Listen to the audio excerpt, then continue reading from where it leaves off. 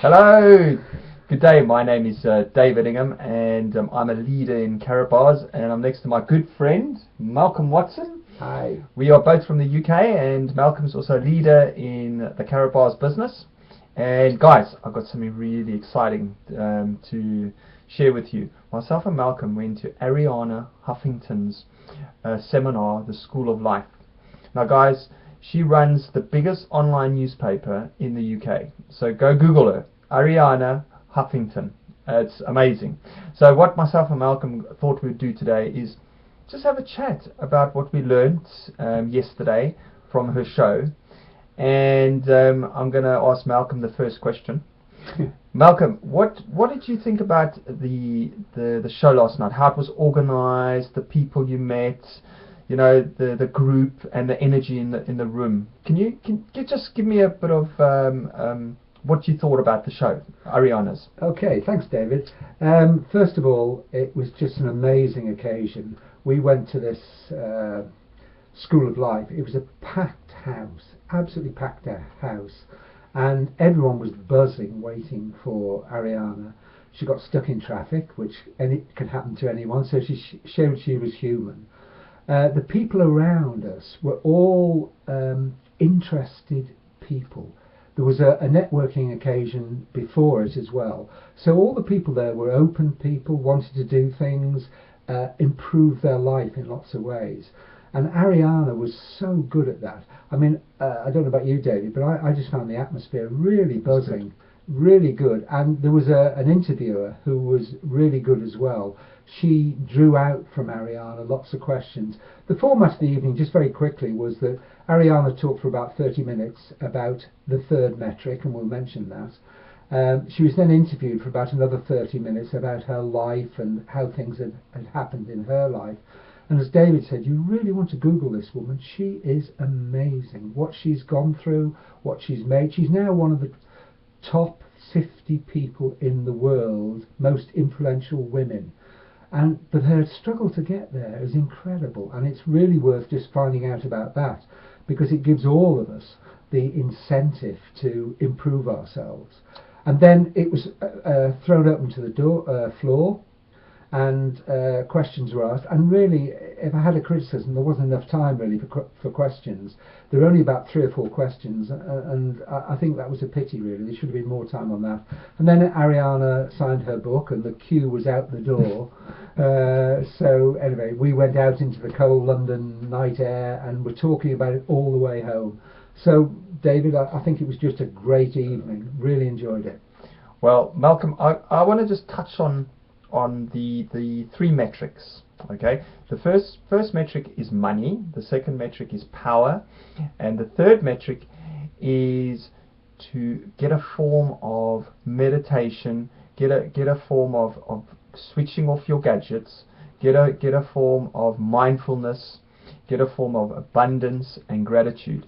Now I'll tell you why. Because Arianna had a period in her life where she was plugged in 24/7, used to sleep maybe 4 hours a night, and she burnt out. Okay, and this is a big problem with executives, with big companies. And just cutting in there, she woke up in her own blood. She fell over, she collapsed, broke her cheek, split her eye, and she said it's quite concentrating when you wake up in your own blood. So I mean this happens if you're an executive and you're a busy person. What does that affect? It affects your family life. It affects your relationship with your partner. It affects your relationships with your children.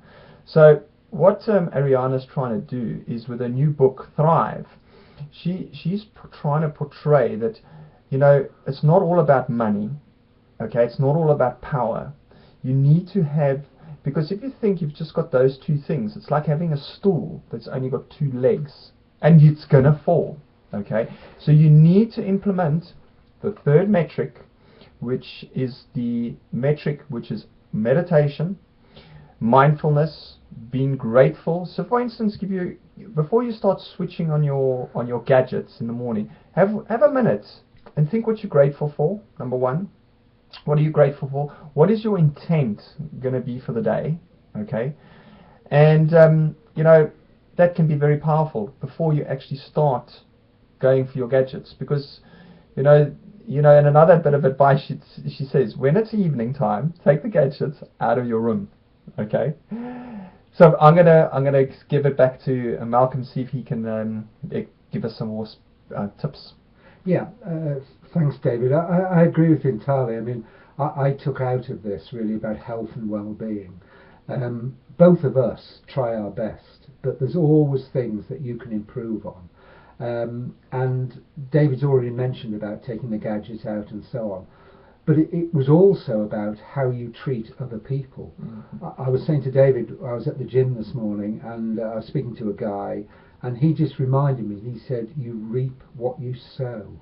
And he was talking about some guy who'd been a bit of a smart ass with him and so on, and he just said, you reap what you sow. And I just thought that's exactly what we were talking about last night. You find that when you meet people, if you're open to them, they will talk to you. People trust people. People buy from people. People work with people. And it doesn't work straight away. We've all been frustrated by the door salesman who you open the door and says, don't worry, I'm not selling anything. And you know he is. Or the person on the phone says, hi, are you having a good day? And I used to say, I was till you phoned up. But now I'm more open. And David taught me this. He said, these people are doing a job. And if we just say to them, hi, how are you doing? Good to hear from you. It almost sets them back. So I think, again, the really important thing is look after yourself. Look after those people closest to you. They're the most important thing. I have always tried to have my gadgets. I switch off everything about tea time, because I think from tea time onwards is my family time, and that's when the children phone or speak to us. Sheila and I, my wife, we speak to each other, we have quality time. And only occasionally, and it's usually David who gets in touch with me, and I get back to him because I know if David gets in touch with me, it's important and we want to do something. But everything else I just switch off, and I try very hard to keep that so people know. Danny Johnson, who we've mentioned before, says that she used to have an hour and a half every night when anyone who knew her knew she would not answer the phone or anything, because that was her family time. And I think this is so important. Your life is a speck on this earth, and you need to use every moment of it to the best of your ability, helping other people. And by helping other people, you help yourself. Malcolm, you just tapped on something really powerful there.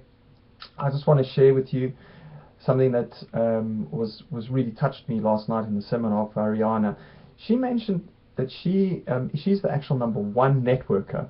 Okay, getting business contacts, meeting people, attracting people. And she says, she was asked, what is your number one skill for networking? Are you listening? This is hot. This is what she said. She says, find what you can do for that person. Yeah. Okay, find out what you can do for them. Ask them what are they looking for. Try and help them, but really mean it. Okay, because when you actually start approaching people in that way, where you actually, how can I help you, Malcolm? I mean, what you really looking for? What's the main reason you came to the seminar tonight? When people can really see that when you actually shift your mindset from not really wanting something from that person, you're actually shifting your mindset on actually how you can help them. It's creating an abundance mentality. And Arianna says when you start shifting that way of thinking, you actually start to attract more people into your life. And that's why she attracted a lot of people into her life. So let me just touch back on the third metric, which he writes in a book, in a new book called Thrive, which this is new age now. This is mainstream. This is not touchy-feely anymore.